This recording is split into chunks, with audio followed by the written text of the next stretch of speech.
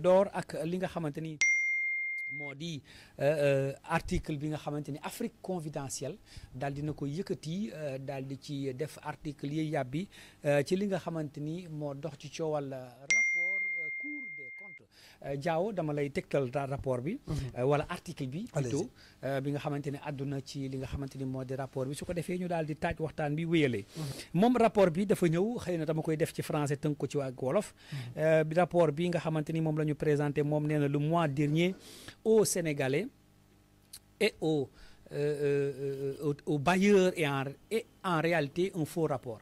Il a fait l'objet de falsifications sur instruction personnelle d'Ousmane Sonko. L'arroseur arrosé, serait-on tenté de dire, celui qui dénonçait le faux est finalement le faussaire. Ousmane Sonko a organisé une conférence de presse en septembre 2024 pour formuler des accusations, allant dans le sens, oui, sur la falsification de chiffres et de détournement de deniers publics. Tout le monde attendait le rapport pour en avoir le cœur net. Or, celui-ci attendu depuis septembre 2024 a accusé un retard intrigant et inhabituel. Finalement, le document a été publié sur le site internet de l'institution en février 2025. Donc 6 mois après la date légale. Comme un crime n'est jamais parfait, le château de cartes vient de s'effondrer car les Sénégalais, de même que les partenaires bilatéraux et multilatéraux, ont été dupés. Il y a le rapport signé, transmis aux autorités en décembre. Sonko et ses hommes ont pris 2 mois pour le réécrire et falsifier ces données avant de le mettre à la disposition du grand public. Depuis, les langues se délient de la part de fonctionnaires républicains et patriotes qui sont choqués par l'instrumentalisation de cette affaire de la part d'Ousmane Sonko. En effet, ils ont fourni à des lanceurs d'alerte le vrai rapport paraphé et signé par les auteurs, contrairement à celui présenté au public qui n'a ni signature ni cachet officiel.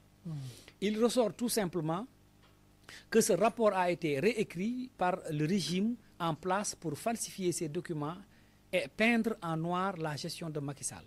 Non content des conclusions de la Cour qui n'allaient pas dans le sens des graves accusations de Sonko, ce dernier a demandé qu'on réécrive le rapport pour enlever les parties favorables à l'ancien régime et inventer des griefs pour justifier son acharnement sur le régime de Macky Sall. Dans le vrai rapport donné au gouvernement, le déficit s'élève à 7 227,63 milliards. Or, dans la version distribuée aux partenaires techniques et financiers, aux médias et au grand public, ce chiffre est de 8 878,41 milliards, soit un gonflement de 1 650 milliards inventé pour uniquement mieux salir le régime de Macky Sall. Justifier l'inaction et l'absence de vision du duo au pouvoir. Tout est faux dans le document présenté au public. Le volume de la dette a été surévalué avec l'importation de la dette du secteur parapublic.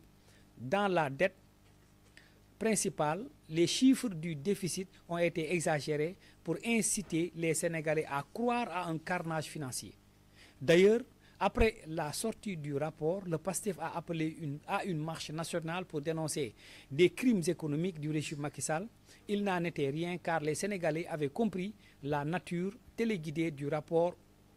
Aujourd'hui, avec les révélations de réécriture du rapport demandé par Sonko, c'est l'ultime clou d'une manipulation grossière qui a échoué.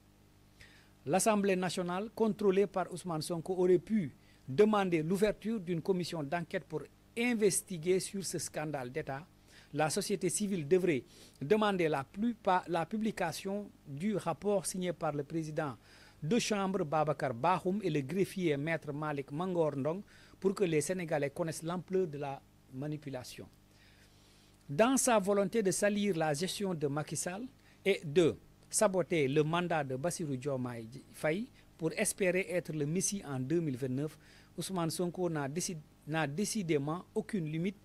La note souveraine du Sénégal a été baissée à 3 reprises en 1 an. Les partenaires techniques rechignent à coopérer avec le régime, avec le pays, les investisseurs préfèrent aller en Côte d'Ivoire ou au Ghana, mais Ousmane Sonko n'en a cure. Il n'est mu que par une ambition personnelle, quitte à ruiner le Sénégal. Le rapport, l'article peint par Afrique Confidentielle, qui revient nous dire que le rapport ou le pseudo-rapport publié n'était que du toc. Pour la lecture de l'article, quelle appréciation faites-vous, Diao, de ce rapport? Maanaam ba mun naa ko teg ci wolof grave. Oui, rapport bi en quelque sorte. bi nga xamante ni moom la ñu wax ne moom la ñu publier. dafa am benn kuréelu journaliste boo xamante ni ñoom ñoo la ñuy wutee seen bopp Afrique Confidentielle. di kuréel gu am xarañteef ñu nangul ko fii ci diwaanu Afrique ak àdduna bi. ci li nga xamante écart yi ci am. maanaam délai légal yi nga xamante ni toog nañ ko publier wuñ ko. ba pare li ñu publier amul signature amul dara. ba pare chiffres yi dañ ko exagéré bi ñuy wax ci dette bi lu toll ci 1650 milliards yoo xam ne dañ ko ci yokkaat ak yeneen yoo xamante ni. ñoom dañuy jàpp ne waa ji daf ko bindulu pour publier ko ndax dégg nañ fi Ayib Daffé. dëggal ñoom seen wax. Ayib Daffé wax na ne rapport bi nga xamante ni mu authentique ñu signé ko. mi ngi ci taabalu Diomaye. kon bii bu génnee copie la wala faux. serait-on tenté de dire moo tax Afrique Confidentielle jàpp ne affaire bi dañ ko commandité moo di Ousmane Sonko. Alors pour résumer ñii nga xamante ñoo ñuy seetaan. alors vous quelle lecture faites-vous voilà quelle appréciation faites-vous à la lecture de cet article de Afrique Confidentielle? Effectivement, c'est une question très pertinente et que li nga wax je pense que lu am solo la di profiter wala parce que bi ma nuyoo j'ai pas fait un coucou à nos internautes di leen nuyu di la waxaat plaisir la ak kontaan lañu am saa su nag ñëw fii ci seen émission bi di Ndogou avec fii ci Espace Afrique di waxtaan ak yéen ci tolluwaayu réew mi comme ni ko bu waxee taskatu xabaar bi li mu génnee ci ab xibaar ban pour man tiitaange lay andi ci man njàkkare wala boog voire même jommi lu tax naka la état au Sénégal war a mun a toll à ce niveau donc de bassesse si je peux dire ça comme ça wala boog est-ce que comme li ñuy wax haine bi nga xamante ne am na ci diggante les politiques en tout cas ci li ñuy won entre guillemets est-ce que toll na foofu noonu ba rapport bi nga xamante ne Cour des comptes ñu bindaat ko pour exclusivement mun ci andi ay ñaawal bi nga xamante ne régime bu fi nekkoon seeni ay liggéey loolu nag li muy andi bu beneen problème lay andi. problème bu mu andi mooy problème mu crédibilité li nga xamante ne moo di la Cour des comptes benn ñaareel bi li muy andi mooy fiabilité de nos dirigeants. Si par exemple le journal li mu nekk di wax lu am la sunu gouvernants yi kon sénégalais war nañu am njàkkare war na am tiitaange ndaxte nag ab njiit su demee ba mu jaral ko ñaawal ñi fi newoon ba muy bindaat ab rapport juste pour ñaawal loolu war na andi njàkkare ci ñun ñi nga xamante ne ñun ñooy la population lambda. waaye nag itam su amee dafa am leneen loo xamante ne dafay firndeel que ñàkkum dëgëraay ñàkkum indépendance wala boog ñàkkum sax sénégalais waratuñu óolu la Cour des comptes parce que la Cour des comptes warul génne ab rapport bi nga xamante ne un rapport boo xamante ne c'est authentique boo xamante ne li muy génne bokkul benn yoon li nga xamante ne moom la ñu fosal aux yeux des sénégalais ñu toog jàpp seen njàmbur waxuñ ci yéeñ ci yàbbiwuñ ci war nañ ko donc sénégalais yi jot na nag kon les sénégalais se mobilisent pour ñu xam ne ni ils ont en face eux Cour des comptes bi nga xamante ne taxawaayam amatul njëriñ ci réew mi ndaxte Cour des comptes nekkul di wax dëgg benn bu dee tamit Cour des comptes li mu waxoon xëy na état bi moo manipulé donc Sénégal war nañ encore am beneen tiitaange ñu xam ne ni on est dirigé par des gens yoo xamante ne ils sont de mauvaise foi. loolu moo nekk première appréciation bi ci li nga xamante ne moo am ci rapport bi xëy na suñu demee dans le fond. dinañu wax leneen.